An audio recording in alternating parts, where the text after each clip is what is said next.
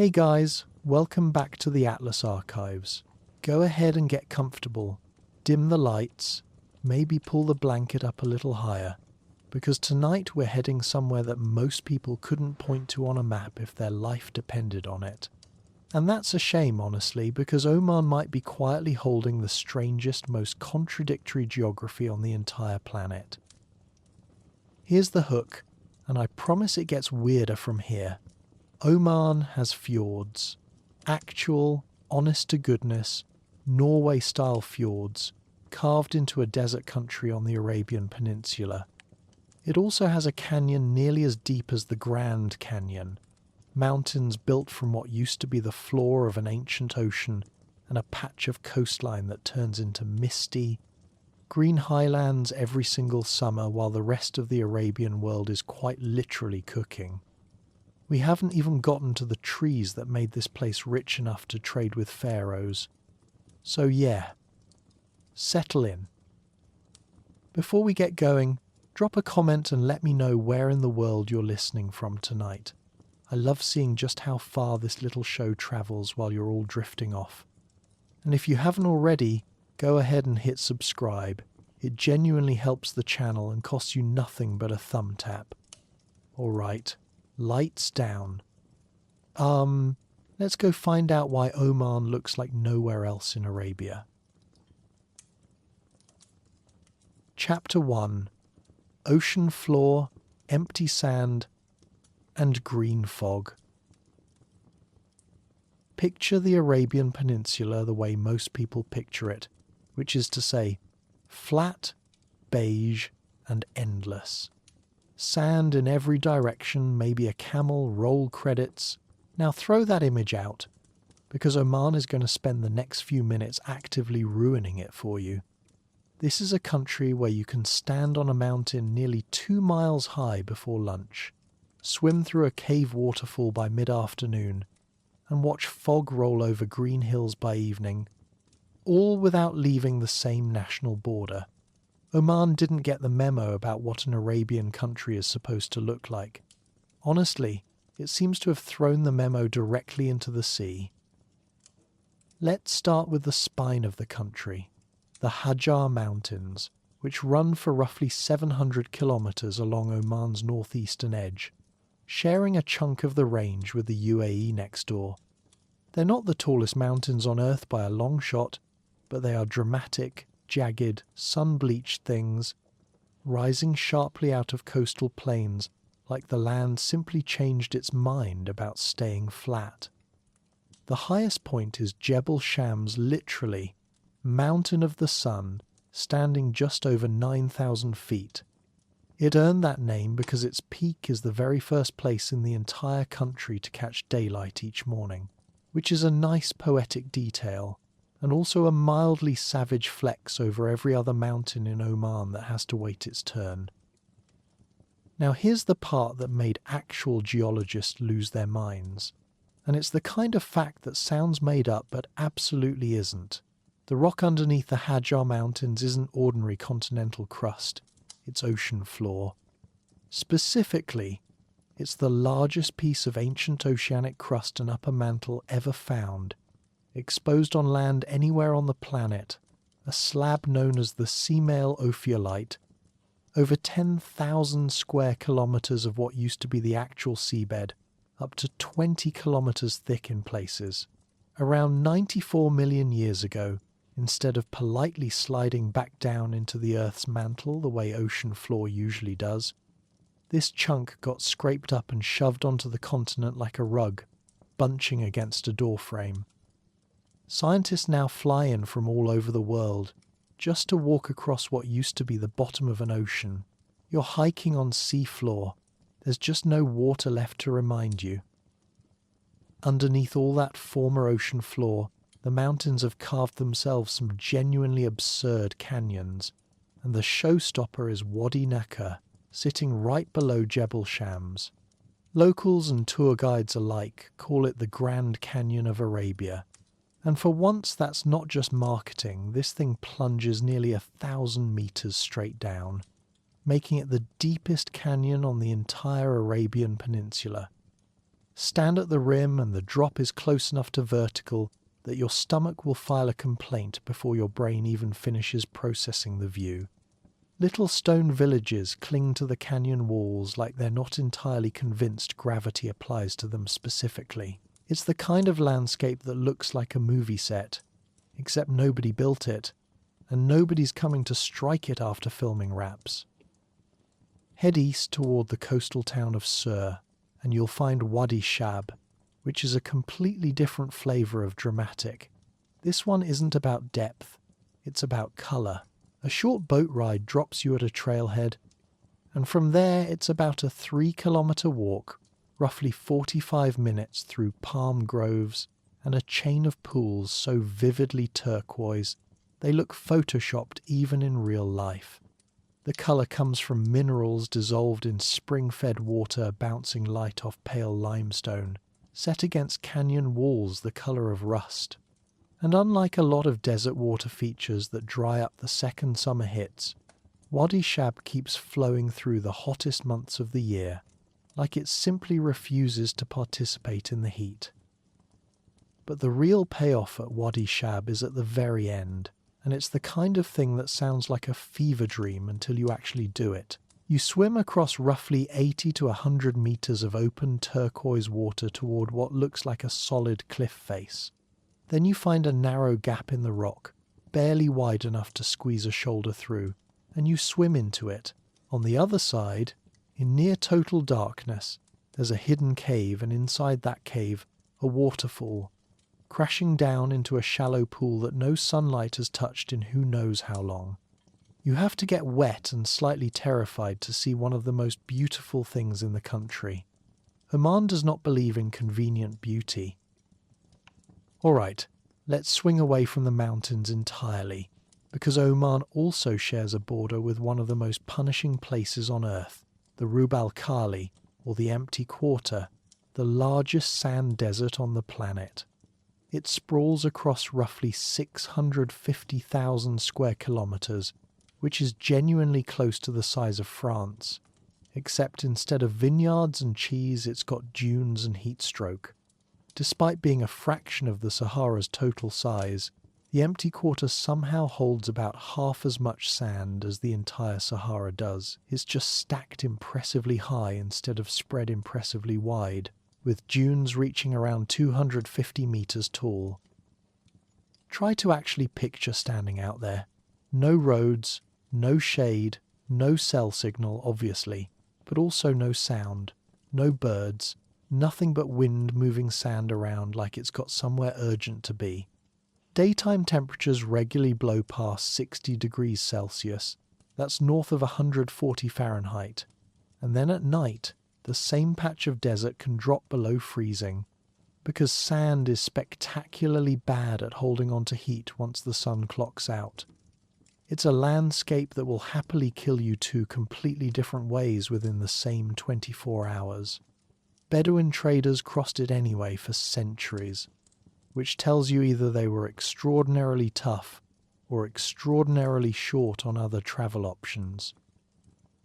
A British explorer named Bertram Thomas actually set out from Salalah in December of 1930 to become the first outsider on record to cross the whole thing, riding by camel with Bedouin guides who presumably found the entire idea slightly ridiculous. 59 days later, he stumbled into Doha, having survived heat, thirst, and the constant risk of running into the wrong tribe at the wrong moment. 15 or so years after that, another Englishman named Wilfred Thesiger did it twice more, for what appears to have been no reason beyond stubbornness and a genuine, borderline, unhinged love of the desert. Neither man found gold, oil, or buried cities out there. They just wanted to know if a person could survive it. Turns out, barely. Now let's go north, all the way up to the tip of the country, because this is where Oman gets genuinely bizarre in the best way. The Musandam Peninsula. People call it the Norway of Arabia, and once you see it you understand why steep mountains plunge directly into the sea, carving out deep, narrow inlets called khors that look exactly like Scandinavian fjords, minus the snow. The biggest of them, Khor Asham, cuts almost 30 kilometres inland, a corridor of still, dark blue water walled in by cliffs on both sides. Local fishermen still glide through it in small boats, dwarfed by rock that looks like it was folded rather than formed. Tucked at the very tip of the peninsula is a fishing village called Kumzar, reachable only by boat, home to roughly 500 people, and to a language that exists nowhere else on the planet. Kumzari is a strange linguistic blend of Arabic, Persian and Hindi, with a few borrowed words from English and Portuguese sailors thrown in for good measure, the accumulated residue of centuries of ships squeezing past this exact spot. It's the only language of its kind spoken anywhere on the Arabian Peninsula, kept alive by a few thousand people in a village you cannot drive to.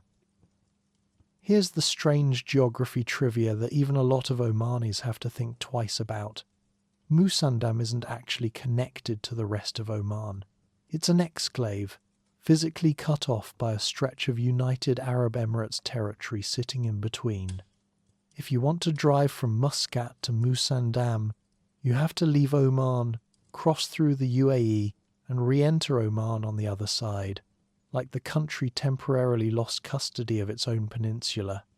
It's a border drawn with the kind of geographic stubbornness that only makes sense once you remember old maps were made by people who'd never actually seen most of the land they were dividing up. And Musandam isn't just scenic, it's arguably one of the most strategically important pieces of coastline on Earth, because it stares directly across the water at the Strait of Hormuz. This narrow gap between Oman and Iran is the single busiest oil choke point on the planet, with roughly 20% of the entire world's oil supply passing through it every single day. 20%. Through a strait so narrow that, from the Musandam cliffs, you can genuinely see the coast of Iran on a clear day. A huge slice of the global economy squeezes through a gap you could practically shout across, which is either an engineering triumph or a geopolitical nightmare, depending entirely on which news day you check in on. Let's head all the way back down south now, to the region of Dhofar, home to the city of Salalah, and to the one weather phenomenon that makes Oman feel like it's playing a completely different game than the rest of the peninsula, the Kharif. For roughly 3 months, from late June to late September, a monsoon rolls in off the Arabian Sea and does something that shouldn't happen in Arabia at all. It turns Salalah's hills a deep, saturated green. Mist wraps around the cliffs. Waterfalls start running that don't exist the other 9 months of the year. Temperatures settle into a cool, jacket-worthy range, while everywhere else on the peninsula is somewhere between uncomfortable and actively hostile to human life. Tourists from the scorching Gulf states fly in specifically to stand in fog and feel cold, which, if you're from Dubai in August, apparently counts as a genuine vacation. Coconut palms sway over misty coastal roads, cows graze on hillsides that look more like Scotland than Saudi Arabia. And then, like clockwork, late September arrives, the monsoon retreats back out to sea, and within a few weeks the whole region dries back out to standard issue Arabian gold. It's less a season and more a temporary loophole in the climate, and Salalah has built an entire tourism industry around exploiting it. That same narrow strip of misty, monsoon-touched coastline turns out to be the whole reason this remote corner of Arabia became rich enough to matter to the ancient world, and it comes down to one specific tree. Boswellia sacra, the frankincense tree. It's a scraggly, almost ugly-looking thing, twisting out of bare limestone like it's actively unimpressed by its surroundings, and it only produces its finest resin in this exact climate strip, the humidity from the Kharif, balanced against months of bone-dry heat the rest of the year. Cut into the bark and a milky sap oozes out, hardening over days into golden waxy tears. The very best grade, harvested from trees growing near Salalah itself, comes out almost silvery white and is still considered the finest frankincense on earth by people who know their resins. People have been harvesting it here for over 5,000 years, and for most of that time it was worth roughly its weight in gold. Actual gold. Egyptian pharaohs burned it in temples. Roman emperors imported it by the shipload. Merchants from India and beyond came looking for it specifically, and traders built entire fortified cities, like ancient Sumerian on the Dhofar coast, just to control and tax its export. Caravans hauled it roughly 2,400 kilometres overland toward the Mediterranean at about 30 kilometres a day, which worked out to a brutal 80-day trek with a toll demanded at nearly every single stop along the way. At its peak, an estimated 3,000 tons of the stuff moved along that route in a single year. So, next time someone tells you a remote mountain village can't become an economic superpower, you might mention the one with the fog and the trees that produced the ancient world's version of a luxury export empire. So that's the shape of the place before a single king or empire ever enters the story. Mountains built from ocean floor, canyons deep enough to swallow the sun early, a desert that could kill you twice in one day, fjords that got separated from their own country, an oil choke point you can see across, and a green fog that made a corner of the desert wealthy beyond reason. It's a strange, contradictory landscape. And strange, contradictory landscapes, it turns out, tend to grow equally strange and contradictory history, which is exactly where we're headed next.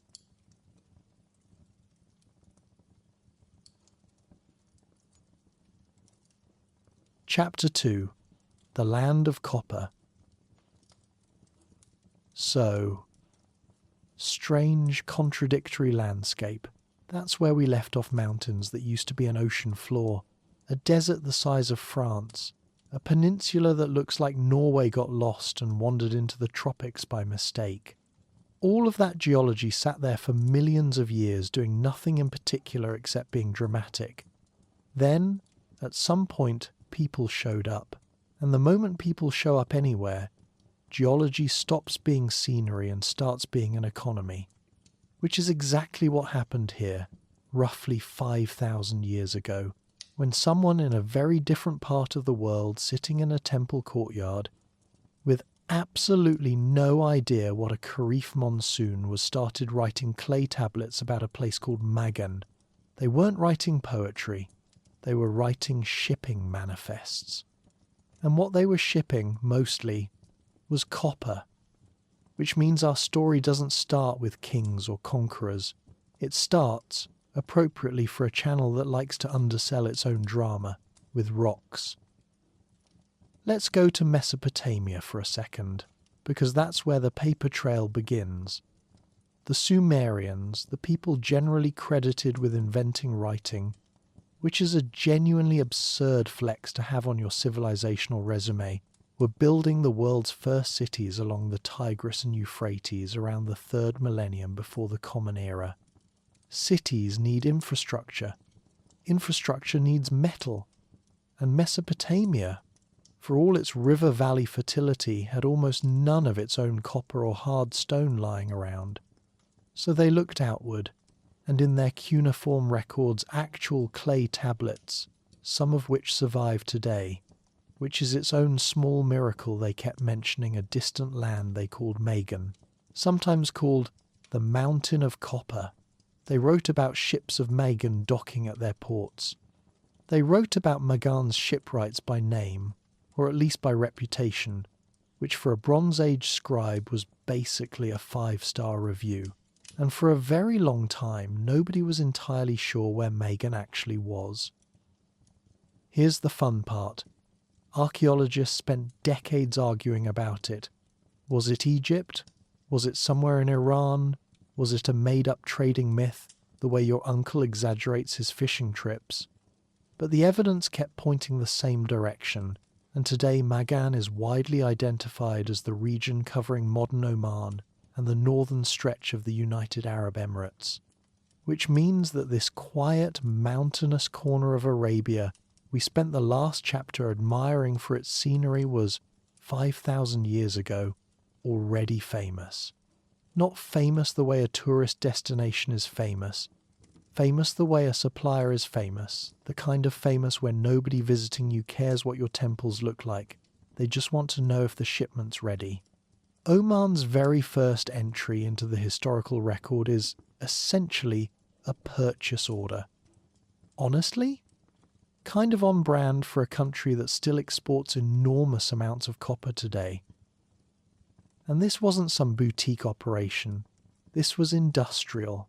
If you go today to the area around Sohar, on Oman's Batina coast, and head inland up a valley called Wadi Jizzi, you'll find something that looks, at first glance, like a landfill. Dark, glassy, rust-coloured mounds scattered across the valley floor, baking in the sun. Those aren't garbage. Those are slag heaps left over waste rock from copper smelting, some sitting there since around 2200 years before the Common Era. Archaeologists estimate that sites like Wadi Jizzi alone produce somewhere in the neighbourhood of 100,000 tons of copper over the centuries. 100,000 tons. Smelted by hand in small stone furnaces by people with no written language of their own that survives, feeding charcoal into fires hot enough to pull metal out of rock. That's not a village hobby. That's a Bronze Age industrial zone, and it ran for the better part of 1,000 years. And here's the detail that genuinely stuck with me while researching this. The timing lines up almost too perfectly. The peak of the slag deposits at Wadi Jizzi dates to right around 2200 years before the Common Era, which happens to be exactly when Sumerian demand for copper was hitting its own historical peak. As Mesopotamian cities expanded and needed more tools, more weapons, more everything made of metal, it's not a coincidence. It's supply and demand playing out in real time across 1,000 miles of open water, with nothing but sailboats and reputation to carry the deal. Somewhere in a Sumerian city, a scribe is recording a shipment. Somewhere in Oman, a furnace is glowing orange in the dark. Neither of them will ever meet the other, and yet they are, in every meaningful sense, business partners. So how did the copper actually get from a mountain valley in Oman to a temple in Mesopotamia? Boats, which, given everything we covered about Oman's coastline last chapter, should not surprise you even slightly. The people of Magan built and sailed cargo vessels. Sumerian records from around 2300 years before the Common Era describe Magan ships capable of hauling roughly 20 tons of freight, which for a wooden boat with no engine, no compass, and no GPS is genuinely impressive logistics. And their reach wasn't limited to the short hop up into the Gulf either. Archaeologists have pulled Harappan pottery, beads, and even standardized weights, the actual measuring tools of Indus Valley merchants, out of ancient Omani sites. This was a working maritime network stretching from the Indus Valley in the east to Mesopotamia in the west, with Oman sitting right in the profitable middle, doing what middlemen have always done best, taking a cut and controlling the route. And before you picture rough dugout canoes paddling nervously along the coast, Don't researchers have since built a full-scale reconstruction of one of these boats, bundled reeds lashed and sealed with tar, based on hull and rope fragments dug out of coastal sites. It sailed. Thousands of years later, the design still worked. All right, boats and slag heaps are great, but let's talk about where the money went, because Bronze Age Oman did not just export copper and shrug, it built things. And the things it built are, frankly, spectacular. A UNESCO World Heritage Site today, spread across 3 interconnected locations called Bat, Al-Qutm and Al-Ain, up in the interior near the modern town of Ibri. If you walk through this landscape now, you'll see rings of stone towers, some 20 to 25 meters across, built from carefully dressed limestone blocks stacked with remarkable precision. And scattered across the surrounding ridgelines, you'll find something even stranger. Beehive tombs, hundreds of them. Small dome-shaped stone structures, some barely bigger than a garden shed, dotting the hilltops like a colony of very patient stonemasons, decided the local geology needed accessorizing. The best-preserved cluster sits at Alain, where 21 beehive tombs line up along a mountain ridge in an almost architectural row, silhouetted against the sky. They date to the 3rd millennium before the Common Era contemporaries of the earliest Egyptian pyramids. Roughly, and archaeologists have identified 2 overlapping building traditions layered over the centuries, as tomb styles evolved from simple single-chamber beehives into more elaborate, multi-chambered stone cairns, which tells you something important. This wasn't a one-off burst of construction by some passing group. This was a stable, prosperous society with the surplus wealth and long-term continuity to keep building monumental architecture, generation after generation, for centuries. You don't get hundreds of carefully engineered stone tombs from a society that's scraping by. You get them from a society doing extremely well for itself, quietly, out of the historical spotlight, funded largely by rocks pulled from its own mountains, and shipped off to people who'd never see those mountains themselves. Now here's where things get delightfully weird, because not every ancient Omani legend comes with a UNESCO plaque and a peer-reviewed excavation report. Some of them come with satellites. Down in the Dhofar region, the same misty, monsoon-soaked hills we talked about last chapter, home to the frankincense trees, local legend and old Arabic poetry told of a lost city called Ubar. Wealthy beyond reason, the story went, built on the frankincense trade and destroyed in an act of divine punishment for its people's arrogance.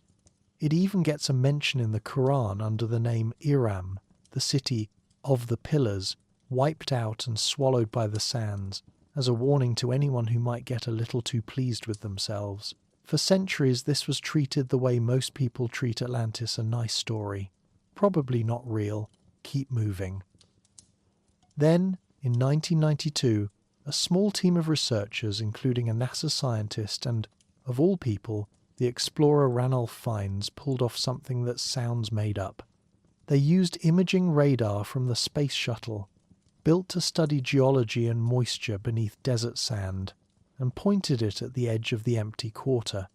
Buried under centuries of shifting dunes, invisible from the ground, they spotted faint lines converging on a single point near a place called Shiza, dozens of old caravan tracks, worn into the land over centuries, all leading to one spot like spokes on a wheel. They dug. And there, under the sand, was a fortified settlement occupied from around 2,800 years before the Common Era through to roughly 300 years into the Common Era. The press could not resist. Lost city of Ubar found. Archaeologists are more careful. Shiza was almost certainly a real caravan hub for the frankincense trade, and its collapse likely came down to something less dramatic than divine wrath, probably a sinkhole as the water-riddled ground beneath it gave way, which might be the most Oman answer possible. Even the doom is geological. So that's the frankincense end of the peninsula, still trading, still building its legend. But there's another thread running through this same period that matters just as much, and it doesn't come from Mesopotamian tablets or space radar. It comes from Yemen and from a dam.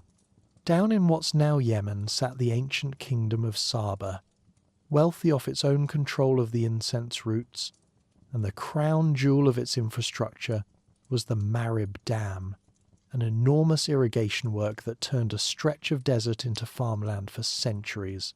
Dams, unfortunately, require maintenance. And somewhere around the 5th or 6th century of the Common Era, after generations of neglect and one flood too many, the Marib Dam finally gave out for good.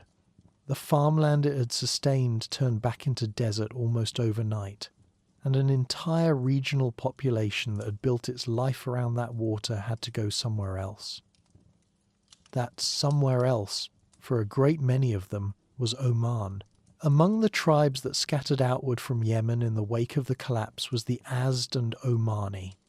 Oral tradition remembers this migration vividly, right down to naming a leader, Malik bin Fahm, said to have led his people east across harsh terrain to the coast, then fought his way inland against Persian forces already holding parts of Oman. Whether every detail of that story survived, the retelling intact, is something historians debate. But the broader pattern is solid. Waves of Yemeni tribal migration, kicked loose by the dam's failure, resettled across eastern Arabia, and the Azd became the demographic backbone of Oman's population going forward. A huge amount of what being Omani means today, tribally and culturally, traces its roots back to a plumbing failure in a country next door. History runs on infrastructure. Infrastructure fails. People move. Nations get built out of the wreckage. Not romantic, but remarkably consistent. Step back and look at the whole picture, because there's a theme here, and it's going to keep showing up for the rest of this series. Oman, this whole time, has been getting rich and getting populated by being extraordinarily good at exactly two things: having something buried in its mountains that powerful empires desperately needed, and having something growing on its hills that those same empires desperately wanted. Copper for the Bronze Age superpowers, who couldn't build anything without it. Frankincense for religious and funerary rituals stretching from Egypt to Rome. Add a coastline, positioned perfectly for maritime trade between two entirely different worlds, the Indus Valley to the east, Mesopotamia to the west, and you get a country that, purely by accident of geology and geography, kept ending up indispensable, not conquering anyone, not building an empire of its own, not yet, just quietly, patiently being the supplier nobody could do without.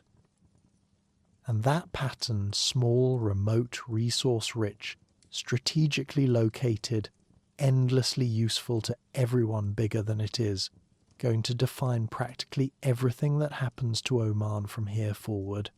Because here's the thing about being useful to empires. Eventually, empires start showing up in person to make sure the supply keeps flowing.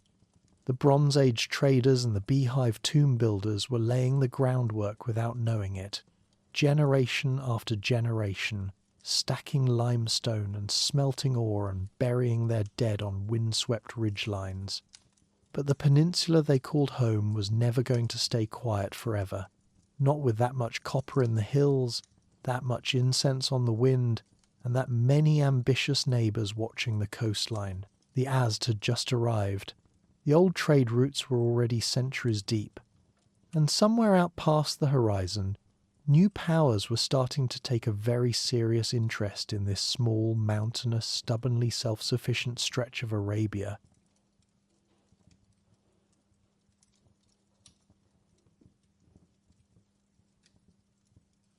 Chapter 3: The Gateway to China. So, new powers on the horizon. Let's meet the first one, and it's probably not who you'd guess. Not the Romans, not some rampaging desert army. It's Persia, and by the 3rd century after the Common Era, the Sasanian Empire had decided the Omani coast was worth owning. Makes sense if you look at a map. Whoever controls this coastline controls the mouth of the Persian Gulf, which means controlling access to the Strait of Hormuz, which means every ship moving between Mesopotamia and the Indian Ocean owes you, in one way or another, a favour. The Sasanians didn't bother with the mountains, though too much effort, not enough payoff, so they cut a deal instead.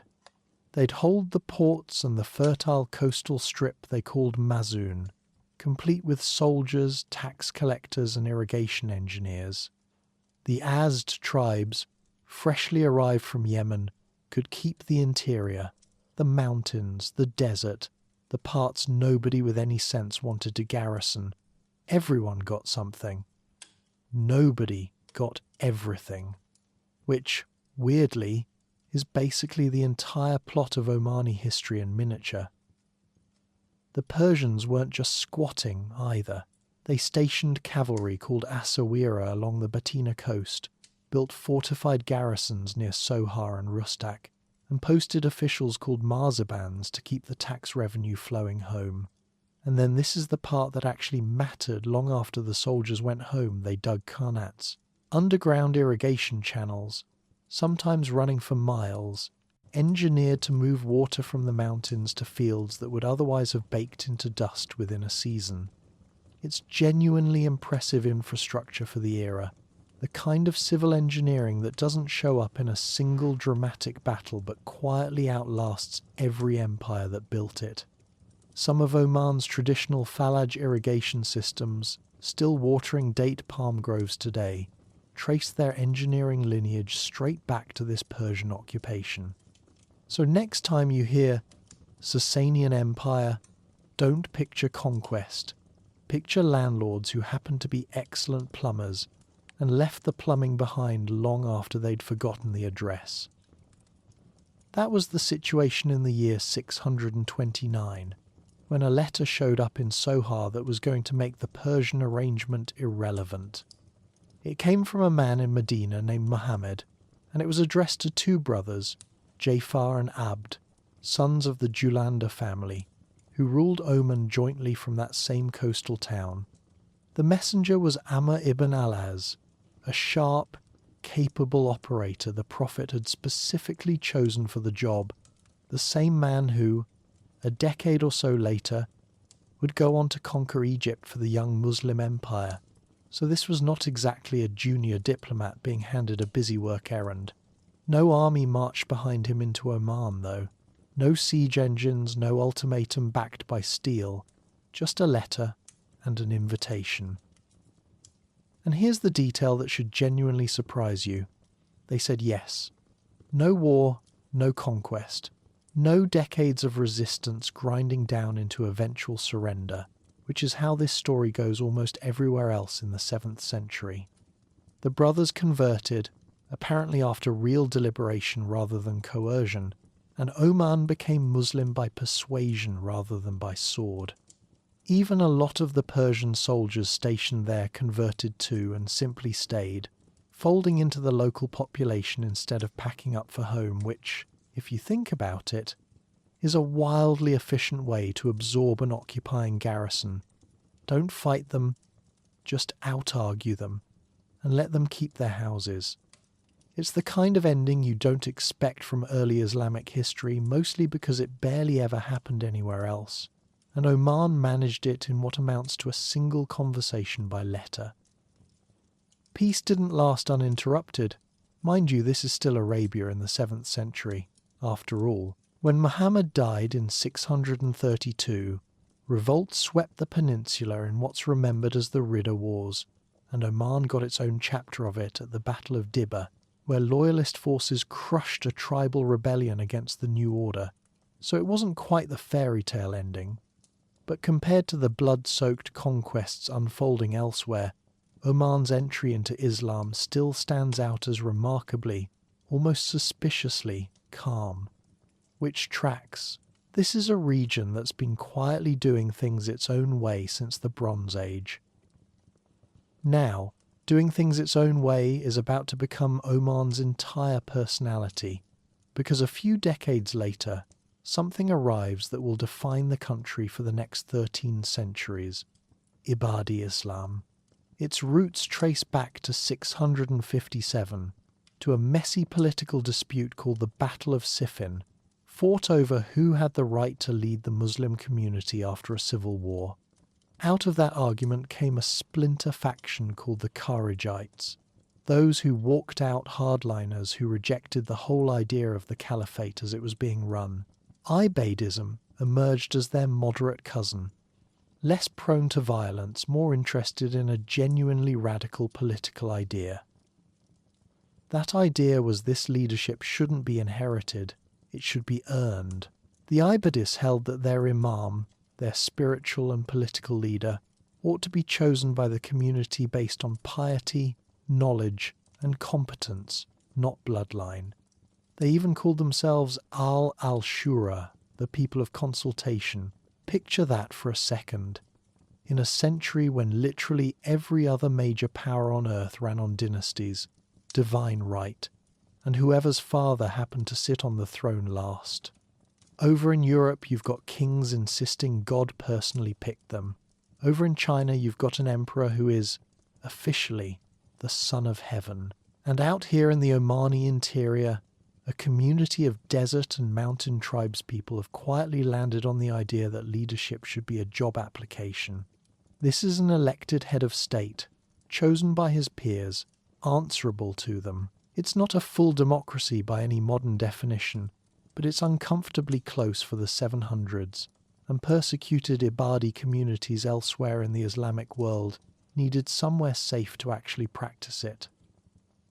They found that somewhere in Oman's mountains, same trick the Az tribes pulled generations earlier, take the terrain nobody else wants badly enough to fight for, and turn isolation into a shield. The Ibadi scholars converted the interior tribes, and in the year 749, the Ibadi ulama elected Oman's first imam, a man named al-Julanda bin Masud. He ruled until his death 2 years later. It sounds like a footnote. It isn't. That election is the founding moment of a religious and political identity, so durable that Oman remains the only country on earth today where Ibadi Islam is the majority faith. Everyone else's 7th century splinter groups faded. This one built a nation. But here's the tension baked into the whole system from day one, and you're going to see it resurface again and again as this story goes on. The imams ruled from the interior Nizwa, deep in the mountains, tribal, devout, suspicious of outsiders. Meanwhile, the coast kept doing what the coast always does, which is looking outward, trading, getting rich, and answering to whoever could actually keep the ports functioning, imam's blessing or not. Interior piety versus coastal commerce. Mountain authority versus harbour pragmatism. It's a fault line that never fully closes, and it is about to matter enormously, because the coast is about to become spectacularly, almost unbelievably wealthy. Enter Sohar. By the 9th and 10th centuries, Arab geographers al-Istahri, Ibn Hawqal, and most famously al-Muqaddasi were writing about this Omani port, the way modern travel writers gush about places they can't actually afford to stay in. Al-Muqaddasi called it, roughly translated, the hallway to China, the storehouse of the East. Other chroniclers ranked it among the richest, most flourishing, most beautiful cities in the entire Islamic world. Along with Basra in Iraq and Siraf in Persia, Sohar formed one of the 3 great hinge ports of the Indian Ocean, the places where the wealth of China and India physically changed hands with the wealth of the Middle East and, from there, Europe. Try to picture what that actually looked like on the ground. Warehouses stacked with silk, porcelain, spices, ivory, timber. Merchants speaking a dozen languages, haggling over cargo that had just crossed an ocean and was about to cross a desert on the backs of camels bound for Baghdad. Some estimates put the walled city's population in the tens of thousands at its height, genuinely enormous for the period, on par with the great cities of the Islamic world rather than some sleepy fishing port that got lucky. This was, for its moment, something like the Dubai of the 9th century, a small Gulf town nobody in Europe had heard of, quietly functioning as one of the wealthiest trading hubs on the planet. Sohar didn't get famous in the West. Sohar got rich, which historically has always been the smarter move. And this is where the legends start creeping in, because Omani tradition insists Sohar is the birthplace of Sinbad the sailor, The honest scholarly answer is murkier. The Sinbad, who eventually appears in the 1001 Nights, is written as a Baghdadi merchant sailing out of Basra, and the character wasn't even part of the original Arabic story cycle. A French translator inserted him centuries later. But debated origins aside, real Omani and Basran sailors of this era were doing precisely the voyages Sinbad describes: the storms, the strange coasts, the impossible distances, often enough that in 1980, explorer Tim Severin built a replica stitched hull ship, named her Sohar, crewed her partly with Omani sailors, and sailed the whole route to China to prove it could actually be done. Here's how they built ships capable of that in the first place, and it's genuinely wild. The earliest Omani dhows weren't nailed together at all. Shipwrights stitched the hull planks with rope made from coconut fibre, coir, sewn through thousands of hand-drilled holes rather than fastened with iron. Think about the labour in that alone. No metal fasteners, no forge, just rope, a needle the size of your forearm, and a small army of patient hands. It sounds fragile. It was actually the opposite. A stitched hull flexes with the ocean's stress instead of fighting it, which meant fewer catastrophic cracks on a multi-month voyage through open water. Combine African hardwood with Indian teak, add a hull that bends instead of breaks, and you've got a vessel that can survive the open Indian Ocean using essentially rope, timber, and patience. The other ingredient was timing, and this is the part that turned Omani sailors into master navigators rather than lucky gamblers: the monsoon. The word itself comes from mausim, Arabic for season, because these winds reverse on a predictable annual schedule, blow you southeast toward India and beyond for half the year, then obligingly flip around and blow you home for the other half. Learn that rhythm precisely enough, and you can run scheduled trade routes to East Africa, India's Malabar coast, Ceylon, Sumatra, and astonishingly, by the 9th century all the way to Guangzhou on China's southern coast. Not a one-off heroic voyage, a timetable. Arabia running a Gulf to China trade route on a wind clock roughly 1,000 years before anyone had heard the word logistics. And we don't have to take the geographer's word for any of this, because in 1998, divers off an Indonesian island called Belitung found the proof sitting on the seabed. A 9th century Arab dhow, stitch plank construction, almost certainly built somewhere around the Gulf, had gone down around the year 826, carrying more than 60,000 pieces of Tang Dynasty Chinese cargo bowls, gold, silver, entire dinner services still stacked exactly as they were packed, undisturbed for over 1,000 years. One bowl even had a date fired right into the glaze, which is basically the 9th century's version of a shipping manifest, and it let archaeologists pin the whole wreck down almost to the season. It's the richest single shipwreck ever recovered from that stretch of ocean, and it's sitting there as flat, physical, waterlogged confirmation that the gateway to China wasn't marketing. It was a shipping route, with a timetable and a return cargo, and Omani sailors ran it. So hold that image as we move forward, not conquest, not armies marching over mountains, but stitched rope, patient wind reading, and a small Arabian coastline quietly wiring itself into the wealthiest trade network on earth.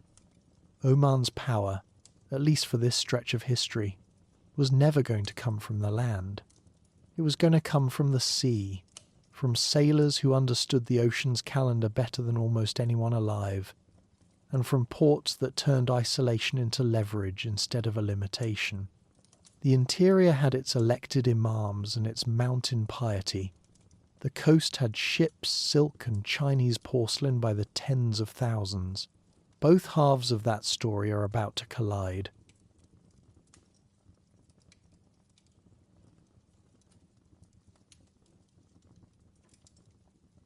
Chapter 4: The Empire that Refused to Stay Conquered. Well, that collision didn't take long. Just a couple of centuries after Sohar was politely wowing Arab geographers with its silk and porcelain, a very different kind of visitor showed up on the horizon, and this one didn't care what the geographers thought. In 1507, a Portuguese commander named Afonso de Albuquerque sailed into Omani waters with 6 ships and roughly 500 men, and he had one job: take the coast, whatever that required. Quolhat took one look at the fleet and sent out fruit and hostages, which, honestly, feels like the correct read of the room. Kurayat, further up the coast, decided to fight instead stockades, defiance, the whole doomed effort, and paid for it. The Portuguese sacked the town with a brutality that goes well past conquest and straight into atrocity. Muscat's governor tried to surrender peacefully. His own conquerors overruled him and sacked it anyway, because apparently that's just what the job looked like that decade. Sohar, watching all this unfold up the coast, wisely didn't even bother resisting. So why Oman? Specifically, out of the entire Indian Ocean coastline. Geography, same as always. Whoever controls this stretch of coast controls the Strait of Hormuz, and whoever controls Hormuz controls the narrow sea door between the Persian Gulf and everywhere Portugal actually wanted to get rich off of India. The Spice Islands, the whole Eastern trading world Europe had spent a century trying to reach without going through Venice or the Ottomans. Think of Hormuz as the 16th century's version of a critical shipping choke point, except instead of one stuck container ship causing a global headache, an entire European empire decided the fix was simply seizing the door and posting guards on it permanently. Albuquerque had zero interest in governing Oman day to day. He wanted a chokehold forts, tribute, control of the sea lanes, and the Omani coast was where you built one from. And that's roughly what the next 150 years looked like.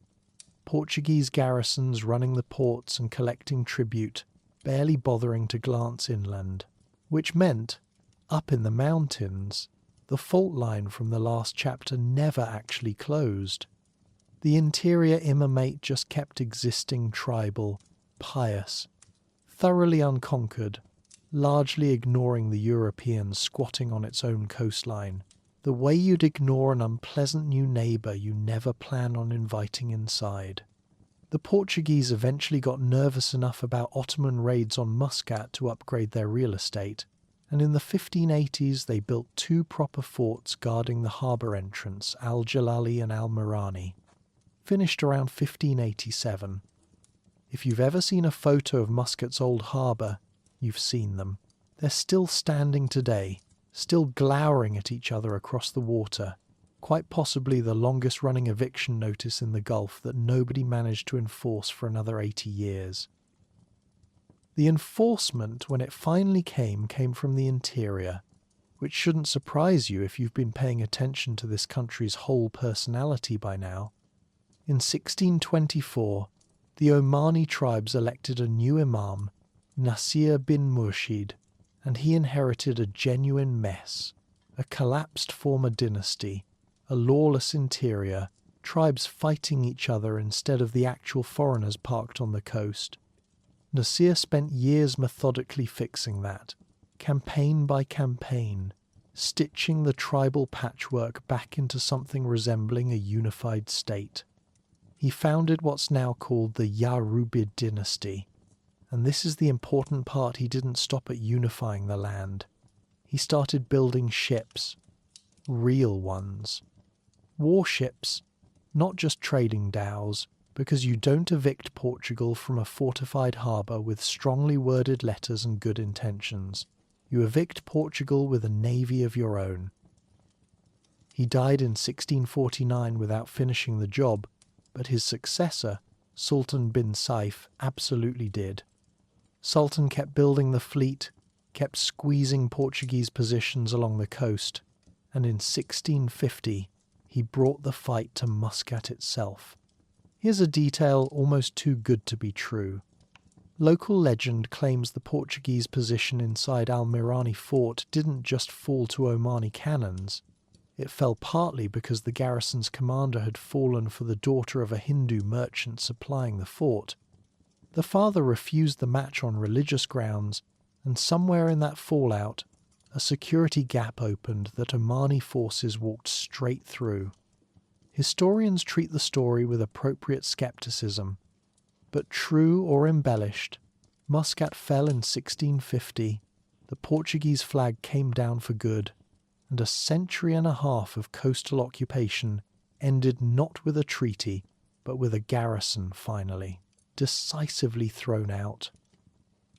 Sit with that for a second, because it's a genuinely strange thing to have happened in 1650. This is the same era when Portugal, Spain, the Dutch, and soon the English were carving up entire continents. And here's a comparatively small country on the Arabian coast, one most of Europe couldn't have located on a map. Not just surviving European colonization, but reversing it. Completely. Decisively. One of the earliest instances anywhere on Earth of a non-European power looking at an early modern European colonial occupation and simply ending it. Most places wouldn't manage that trick for another 2, 3, sometimes 4 centuries. Oman managed it while the Portuguese Empire was still very much a going concern everywhere else, which tells you something about what happens when a stubborn, deeply pious mountain culture finally gets its coastline back and starts asking a very different question. Not, how do we stay safe, but what do we do with a navy now? The answer, it turns out, was something extremely aggressive, because here's where the story does a genuine about-face. Oman doesn't kick the Portuguese out and go back to farming dates. It goes hunting. Omani ships start chasing Portuguese positions straight down the East African coast, because if you've spent decades building a navy to solve one problem, you might as well keep using it once that problem's solved. In 1660, Omani forces hit Mombasa for the first time, sacking the town, though the Portuguese fortress there held firm. That fortress had a name that's about to matter enormously. Fort Jesus, one of the most formidable pieces of European military architecture on the entire East African coast, purpose-built to be unconquerable. Oman treated the sacking as a preview, not a conclusion, and went home to plan the follow-up. The follow-up arrived in 1696, and it did not go quickly. Omani forces under Imam Said bin Sultan laid siege to Fort Jesus for nearly 3 straight years, not weeks, not months, years grinding the Portuguese garrison down through hunger and disease rather than one dramatic assault. By the end, the once formidable fortress held a captain, 9 soldiers, and a priest. That's the entire remaining defence of one of Portugal's most important East African strongholds. 10 exhausted men and a clergyman running out of hymns. On the 13th of December, 1698, Oman finally took the fort. And here's the detail that should make you wince on Portugal's behalf. A relief fleet, sent to save the garrison, arrived exactly 7 days later. 7 days. Close enough to see the flag had already changed. Too late to do a single thing about it. Mombasa's fall didn't happen in isolation, it was the anchor point for something much bigger. Over the following decades, Oman extended real control across the Swahili coast, including a low, green, spice-scented island that's about to become extremely important to this story, Zanzibar. Picture the strangeness of this arc for a second, because it deserves the pause. A small mountain country gets invaded by a global European power, spends a century and a half under occupation, throws that power out by force, and then, instead of just quietly defending its own coastline afterward, sails off and builds an overseas empire of its own on the very coastline its former occupier had just been running. That's not a footnote. That's one of the more remarkable reversals in early modern history, and almost nobody outside Oman and East Africa ever really talks about it. Of course, nothing in this country's history gets to stay tidy for long, and the 18th century delivers right on schedule. A succession dispute inside the Yarubid dynasty spiraled into a genuine civil war, and one side made the classic desperate move of inviting a foreign power in to settle a domestic argument, in this case Persia, whose forces arrived under Nader Shah starting around 1737. The Persians did what invited foreign armies always do once they're actually inside the house. They stopped leaving. By the early 1740s, they'd taken huge stretches of the country, including, with a truly aggravating sense of irony, the very forts at Muscat that Oman had bled for a century to win back from Portugal in the first place. The man who finally ended that mess was Ahmad bin Said, governor of Sohar.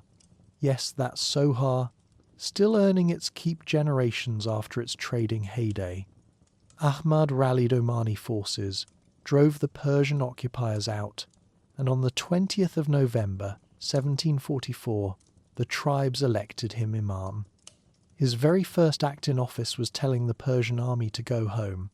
His second was gluing the fractured tribal alliance back together, because apparently every ruler in this story inherits that exact job description. Ahmad bin Said founded what's now called the Al Said dynasty, and if that name sounds current, that's because it is. It's still the ruling family of Oman today, which means the Sultan currently in charge traces his family's authority straight back to a governor from Sohar, who expelled a Persian occupation in 1744 and simply never handed the job back. From there, the dynasty didn't just stabilise, it climbed, and it climbed highest under a ruler named Said bin Sultan, who took the East African foothold his predecessors had fought for and turned it into something enormous. By the early 1800s, Omani ships, merchants and administrators were running a genuinely transoceanic trading network, and Said increasingly found himself governing an empire whose most profitable half wasn't in Arabia at all. Muscat was the historic capital, the ancestral seat, the place with all the sentimental weight. Zanzibar was where the actual money was. Sooner or later, a ruler has to be honest about which of those two facts matters more for keeping the lights on, and Said bin Sultan turned out to be nothing if not honest about money. So in 1840, he made it official and moved his entire capital from Muscat to Stonetown, on the island of Zanzibar, a decision that would have sounded, to the interior imamate of a couple of centuries earlier, completely unhinged. The empire's own capital, packing up and relocating to a tropical island off the coast of Africa. But Said wasn't sentimental about geography. He was building an economy, and Zanzibar had exactly what he needed.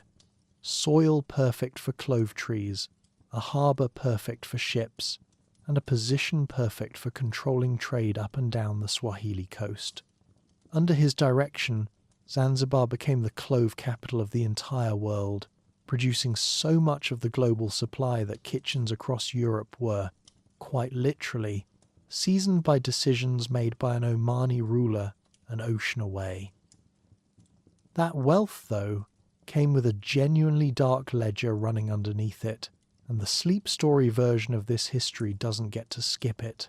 Stonetown also grew into one of the largest slave trading hubs on the entire East African coast, a marketplace where human beings were bought, sold, and shipped onward in numbers that are honestly hard to sit with. Picture it plainly: a bustling harbour town, spice warehouses on one street, a slave market a short walk away, both running on the same profits, both considered, at the time, simply how the empire's economy worked. The clove trade built a great deal of Zanzibar's wealth. The slave trade built the rest of it. Both are part of the same story. And pretending otherwise would be exactly the kind of tidy, comfortable lie history doesn't owe anybody. And that's roughly where this chapter has to leave things right at the peak, because by the time Said bin Sultan is running his empire from Stone Town, the numbers are almost hard to believe. At its height, the Omani flag flew over territory stretching from the Gulf of Oman all the way down the African coast to Mozambique. An empire launched from a handful of mountain villages and a stubborn refusal to stay conquered, now sprawling across 2 continents with an ocean in between. Stop and actually feel the shape of that arc. Invaded, occupied for a century and a half, threw the occupier out by force, and then built something bigger than the empire that tried to take it in the first place. Small mountain country, enormous overseas reach. It sounds made up. It isn't, but empires built this large, this fast, tend to have exactly one problem waiting for them next, and Oman is about to meet it.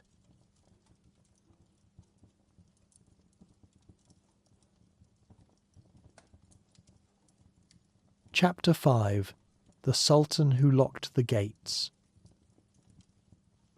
That one problem waiting for Oman had a name, and it arrived right on schedule in 1856, when Said bin Sultan died at sea, somewhere between his 2 capitals, as if even his own body couldn't decide which half of the empire it belonged to. He left behind the 2 things every wildly successful ruler eventually leaves behind: a fortune and a fight over who gets it. His son Thuwaini took the historic seat in Muscat, the ancestral throne, the forts, the family name. Another son, Majid, kept hold of the money-printing island of Zanzibar. Neither one particularly wanted to share, which is an extremely human reaction to inheriting half of something enormous, and for a few tense years the empire Said had spent decades assembling just sat there, creaking, while 2 brothers waited to see who blinked first. Enter the British, who by this point had developed a genuine talent for showing up right as someone else's family argument reached its most expensive stage. In 1861, Lord Canning, the Viceroy of India, agreed to arbitrate the dispute, and his ruling remembered ever since as the Canning Award didn't just pick a winner. It split the empire in half, permanently, and told both brothers to live with it. Muscat and Zanzibar became 2 separate sultanates, officially, for good, with Zanzibar tossing Muscat an annual subsidy as a sort of consolation prize, the 19th century diplomatic equivalent of alimony. Thuwaini, not exactly thrilled with the arrangement, is remembered grumbling that he'd been handed the bone while his brother walked off with the meat, which, as reviews of your own inheritance settlement go, is admirably blunt. Sit with that moment for a second, because it's the actual hinge of this entire chapter.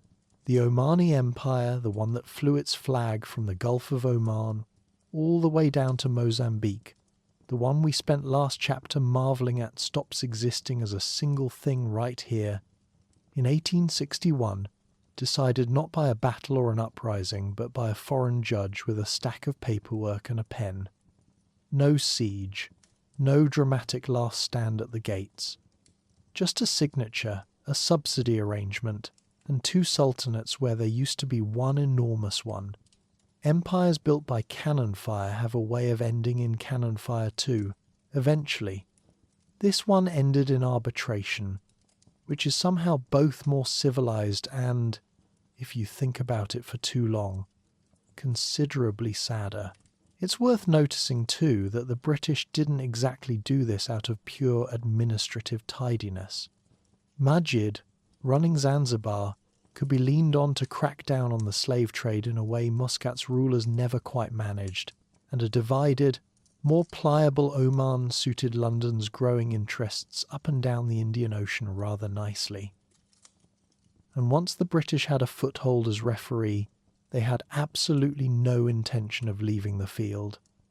Over the following decades, Muscat found itself wrapped in a tightening set of treaties that, piece by piece, stripped away its ability to act like a fully independent country at all, no ceding territory to anyone else, no dealing with other foreign powers, no major decision that didn't quietly run through London first.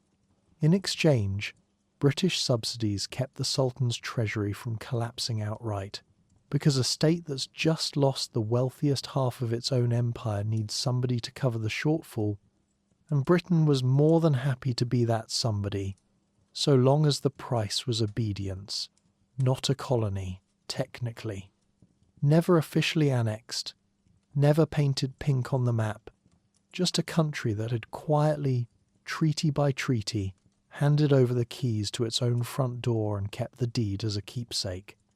It's a particular flavour of dependence, the kind that lets everyone keep insisting the Sultan is fully sovereign while every meaningful lever of his foreign policy sits in a filing cabinet in London.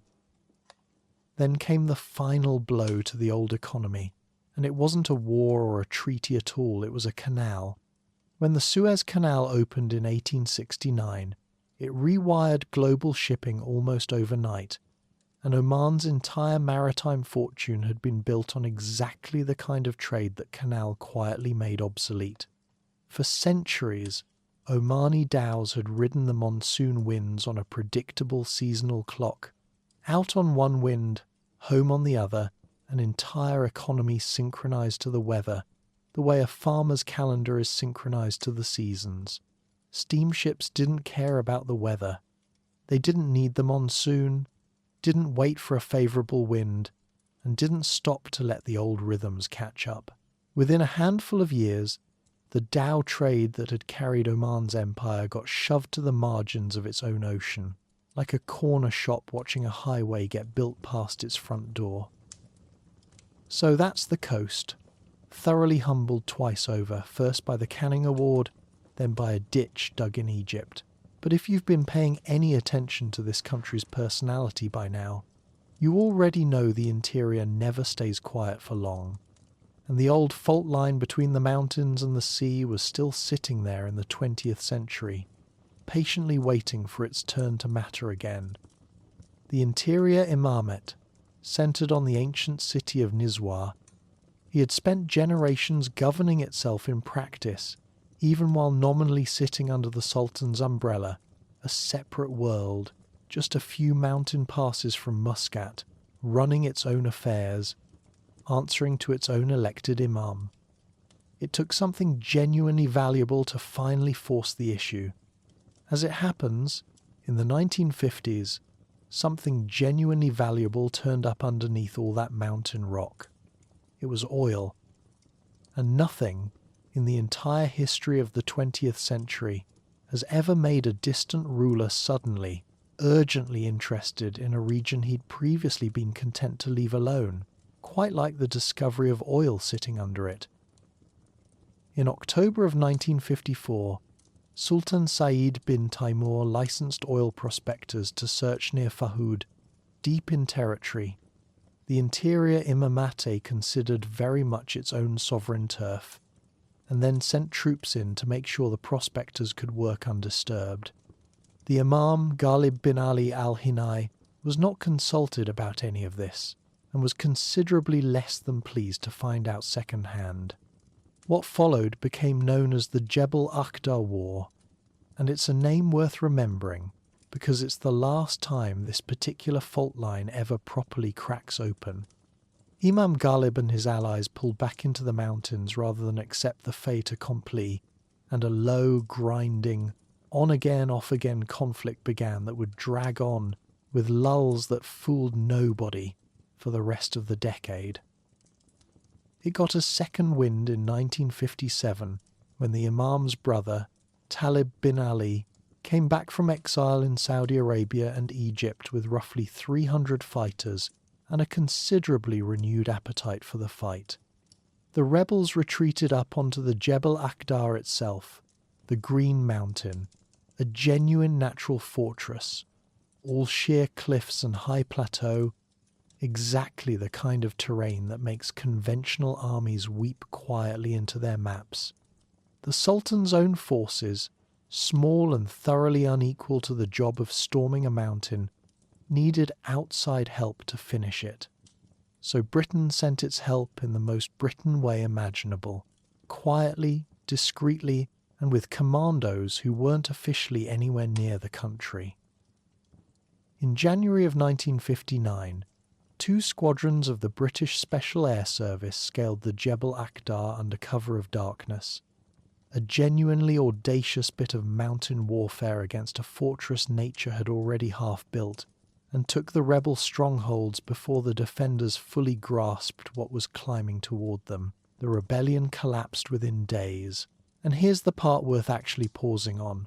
For essentially the first time in the modern era, the Sultan's government controlled the interior of his own country directly, mountains and all, rather than by polite long-distance arrangement with a separate imamate quietly running its own affairs next door. Unification at long last, achieved in on-brand fashion for this century of Omani history, mostly by foreign soldiers doing the actual climbing while the Sultan stayed comfortably in his palace. Which brings us, finally, to the man this entire chapter is really about, because Said bin Taimur Sultan from 1932 clear through to 1970 is one of those historical figures who sounds invented even after every single detail checks out. Imagine a ruler so deeply wary of the modern world that he treats his own country like a house he's desperately trying to keep the neighbourhood kids out of forever, on principle. Every single night, the ancient gates of walled Muscat swung shut on a strict curfew, sealing the old town off from itself until morning, as though the 20th century itself might slip in through a side door after dark if nobody stayed up watching it. The specifics get almost comedic if they weren't so genuinely grim for the people living under them. Ordinary Omanis needed the Sultan's personal, individual, hand-signed permission just to leave the country. They needed his permission, specifically, to buy a bicycle. Radios were effectively forbidden outright, on the working theory that people who own radios start getting dangerous outside ideas, and sunglasses were banned too, for reasons that modern historians still find themselves shrugging about decades later in genuine bafflement. Picture trying to explain to your grandkids that grandpa once needed a government permit to ride a bicycle to the market and legally couldn't own a transistor radio, and having that somehow be the least surprising thing about the government he lived under for 38 years. Now, a paranoid ruler restricting bicycles is one kind of problem, mostly petty, mostly absurd. A paranoid ruler actively blocking his own country's basic development is a different order of magnitude entirely, and Said bin Taimur managed both at once, with real dedication. By 1970, after nearly 4 decades of his rule, the entire nation had around 3 primary schools and 1 hospital worth the name. For the whole country. Paved roads outside the capital were essentially non-existent, you could count them, and finish counting quickly. This isn't a country that simply lacked the resources for development.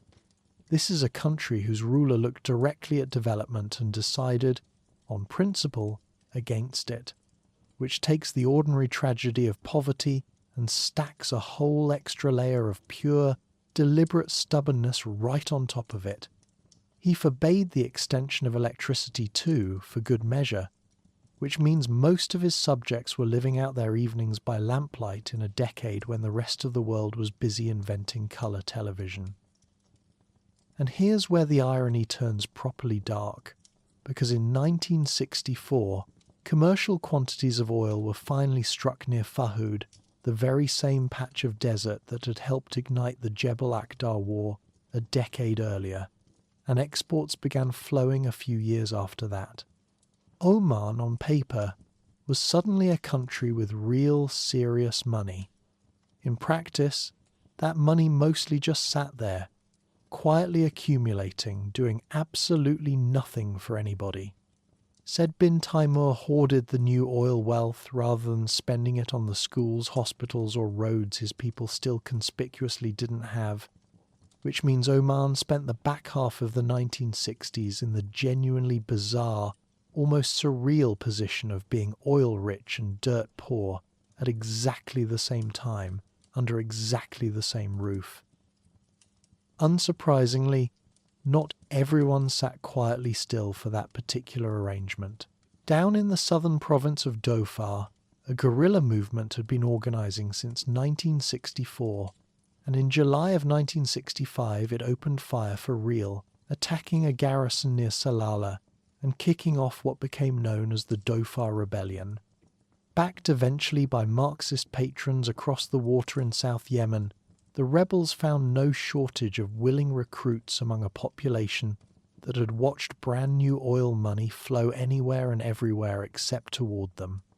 The Sultan's own forces, small, underfunded and stretched thin across mountains they'd only just finished pacifying up north, struggled badly to contain a fire that kept spreading, month after month through the south. The movement would eventually rebrand itself under a longer, more ambitious banner, the Popular Front for the Liberation of Oman and the Arab Gulf, which is the kind of name that tells you exactly how large its founders were dreaming. So that's where this chapter has to leave you. A country stitched together by force in the 50s, ruled by curfew and permission slip clear through the 60s, sitting on fresh oil wealth that nobody around the Sultan is actually allowed to enjoy, and now fighting a rebellion in the south that keeps getting louder rather than quieter. By the turn of the 1970s, Oman is, by almost any measure you'd care to name, one of the poorest, most isolated, and most tightly sealed countries left on the entire planet. A gate locked every single night in the capital, a war smouldering unresolved in the southern hills, and a sultan absolutely, unshakably convinced that the correct answer to all of it is to lock the doors tighter still. He is, as it happens, about to find out rather suddenly that he's wrong.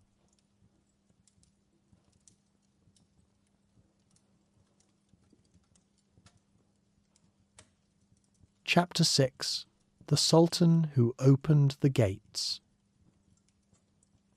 Turns out the Sultan was wrong, and it took exactly one summer evening to prove it. The man who was about to prove it wasn't a foreign army, or a rebel faction, or some council of angry merchants. It was his own son. Qaboos bin Said had been groomed for exactly this kind of moment, and then, with a kind of paranoia that's almost impressive in its consistency, kept from doing anything with it. He'd been sent off to Sandhurst, the same British military academy that trains half of Europe's future officers, came home fluent in the language of a modern, functioning state, and was rewarded for his trouble by being placed under something close to house arrest in the palace at Salalah. Years of it. A man trained to run a country, quietly shelved by the one person who controlled his passport. The British, who by now had spent over a century treating Oman's front door as somewhere between a business partner's office and their own back garden, had grown deeply tired of Said bin Taimur.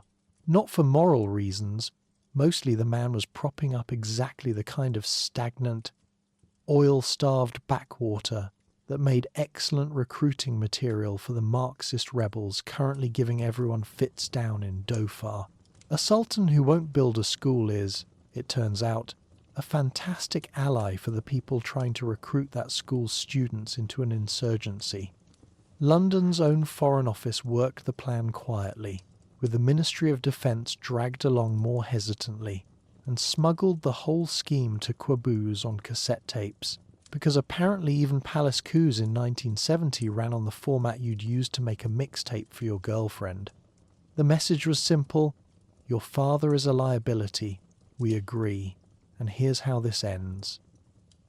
On the 23rd of July, 1970, it ended. Troops loyal to the plan moved on the Al Hosn Palace in Salalah, and the guards meant to defend it had already been quietly persuaded to stand aside, so there wasn't much of a fight to be had. There was, admittedly, a little drama. Said bin Taimur, cornered, shot one of the plotters in the stomach and then, fumbling to cock his own pistol for round 2, put a bullet through his own foot, which is, historically speaking, not the ending you want for your isolationist regime. Wounded and outmaneuvered, he bolted through a set of hidden passages built into his own palace, made it about as far as you'd expect, and was recaptured within hours, nearly bloodless as coups go, undignified as endings go. They flew him out on a British military plane, first to Bahrain to patch up the foot, then onward to London, where the man who'd spent 38 years deciding exactly how far every one of his subjects was allowed to travel, settled into a suite at the Dorchester Hotel and simply stayed there. 2 full years of room service in one of the poshest addresses in England, a fairly spectacular downgrade from absolute monarch to permanent hotel guest, and he died there in 1972, having never gone home. There's a lesson in there somewhere about locking gates, and it isn't subtle. Back in Muscat, a 29-year-old was suddenly running the country, and he did not waste a single day finding out what that felt like. Within a week, Qaboos addressed the nation by radio itself, a small miracle, since half the country hadn't been reliably allowed to own a radio a few years earlier, and announced a general amnesty for anyone who'd taken up arms against the old regime. No questions asked, no grudges held. Rebels who surrendered weren't thrown in a cell. Many of them were handed a rifle and a government paycheck and folded straight into the new state's own irregular forces. It is, genuinely, one of the more graceful political U-turns in 20th century history, and it cost the new sultan almost nothing to make. Then came the detail that sounds small and absolutely wasn't. The country had officially been called Muscat and Oman, a name that literally advertised the old split between coast and interior every time anyone said it out loud. Qaboos dropped it. From here on it was simply the Sultanate of Oman, one name, one country, no asterisk. Omanis still refer to everything that followed as an-nada, the Renaissance, and it's not a marketing term someone invented later for a tourism brochure. It's what the actual, living population of the country calls the moment their lives visibly, measurably changed for the better, which is not a sentence you get to write about very many governments. And change they did. Remember those 3 schools and that one hospital his father had left behind on purpose as some kind of policy? Within a generation, those numbers exploded into the 100 schools built in villages that hadn't had running water, let alone education. Clinics and hospitals threaded across a country that used to have almost none, and paved roads finally connecting a landscape that Chapter 1 spent an entire hour convincing you was allergic to being connected. Life expectancy climbed by literal decades. Literacy rates that had barely registered went from a rounding error to something approaching universal. This is the part of the story where the oil money the father had been sitting on like a dragon in a cave finally got spent on something other than his own paranoia. Picture the actual mechanics of it for a second. One single generation, meaning people who were born without a hospital anywhere nearby, lived to send their own kids to one of hundreds of them. That's not gradual policy drift. That's a country essentially fast-forwarding through a century of infrastructure in the space of about 20 years, purely because the money had finally stopped being hoarded and started being spent. None of which mattered yet to the war still smouldering in the south, because Qaboos inherited the Dhofar rebellion right along with the throne, and inheriting a rebellion is not the kind of gift you can politely regift. What changed was the strategy. Instead of just trying to outshoot the insurgents in the hills, which his father's forces had been failing to do for years, Qaboos paired military pressure with something almost embarrassingly obvious in hindsight, actually improving life for the people the rebels claimed to be fighting for. Wells, clinics, roads into villages that had never seen one, schools where there'd been nothing. It's the kind of counterinsurgency textbook writers dream about, because it's rare that be a better government actually works as a military strategy. Here, it did. He also had help, and credit where it's due, the Shah of Iran sent troops, growing eventually into a full task force of thousands, to fight alongside Oman's forces in some of the war's hardest ground, alongside British officers, Jordanian units, and the newly recruited Furqat fighters who'd been rebels themselves not long before.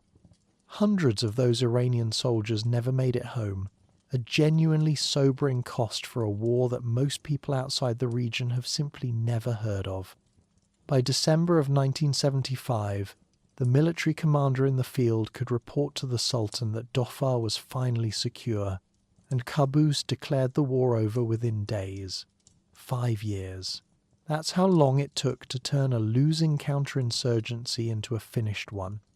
Once someone in charge decided that winning the war and improving people's lives were actually the same project instead of two separate ones. With the fighting behind him, Qaboos spent the next several decades building something almost nobody expected from a small Gulf sultanate. A foreign policy built entirely on refusing to pick a side. Oman kept genuinely warm relations with Iran, even as most of its Gulf neighbours treated Tehran like a smoke alarm going off. It stayed close with the US and Britain without becoming anyone's client state the way his father's Oman effectively had been. Friend to all, enemy to none, sounds like the kind of slogan a diplomat writes for a mug. But Qaboos more or less lived it for 50 years, and the neighbourhood is not exactly famous for rewarding that approach. Which is how a country most people couldn't confidently place on a map ended up quietly hosting some of the most consequential diplomacy of the early 21st century. When the United States wanted a discreet, deniable first conversation with Iran about its nuclear program, they didn't go through a UN building or a splashy summit. They went through Muscat, where Omani officials arranged secret talks. Delegations shuffled into separate rooms down the same quiet corridor that eventually helped produce the 2015 nuclear agreement. Oman kept doing this kind of thing for decades, shuttling messages between people who couldn't be seen shaking hands in public, on Iran, on Yemen, on whichever regional fire needed a discreet fire extinguisher that week. Not bad for a country that, within living memory, wouldn't let its own citizens own a bicycle without written permission. Qaboos never had children, and as the decades wore on that fact sat there quietly, the one loose thread in an otherwise remarkably tidy reign. He died on the 10th of January, 2020, after a long illness, having ruled longer than any other leader in the Middle East and, by the end, the longest-serving head of state anywhere in the region. True to a life built on careful, deliberate planning, he'd left behind a sealed letter naming his chosen successor, to be opened only if the royal family couldn't agree on one themselves within 3 days of his passing, as the constitution required. As it turned out, the family didn't even try to spend those 3 days arguing. They asked the Defence Council to open the letter immediately, out of respect and gratitude for the man who'd written it, and within hours his cousin Haytham bin Tariq had been sworn in as the new sultan. A country famous for locking its front door for 40 straight years had just handled the single most dangerous moment in any monarchy, the transfer of power, without so much as a raised voice, let alone a coup of its own. Haytham has spent his reign so far doing something that would have sounded absurd from anyone in 1970, worrying that Oman relies on oil too much. Under a long-term plan called Oman Vision 2040, launched in early 2021, the country is actively trying to shrink oil and gas down to a sliver of government revenue and build everything else up around it: tourism, shipping and logistics that lean on Oman's old advantage of sitting exactly where trade routes have always wanted to cross, and a genuinely serious push into green hydrogen, with Oman projected to rank among the world's top handful of exporters of the stuff within the decade. There's also a golden visa program now, inviting the kind of foreign investors the country would once have made fill out paperwork in triplicate just to visit. It's a strange, quiet echo of the very first thing this country ever exported 4,000 years ago, except this time the ships hauling it out are running on the wind and the sun instead of a monsoon. And that, honestly, is the whole shape of the story, if you back up far enough to see it. This is the same small, mountainous, stubborn stretch of coastline that shipped copper to Sumerian smiths before most of the world had learned to write things down. The same sailors who rode the monsoon out to Tang Dynasty China and came home with silk and porcelain and stories nobody back home quite believed. The same fleet that told the Portuguese Empire to get out and, after a rough century of occupation, eventually made it stick. The same restless captains who built an African trading empire out of cloves and ivory and their own sheer nautical stubbornness. And yes, the same country that then spent 40 years locking its own gates at night because one frightened man decided the outside world was the enemy. What gets me, sitting back and looking at the whole sweep of it after 6 chapters together, is that none of those chapters cancel each other out.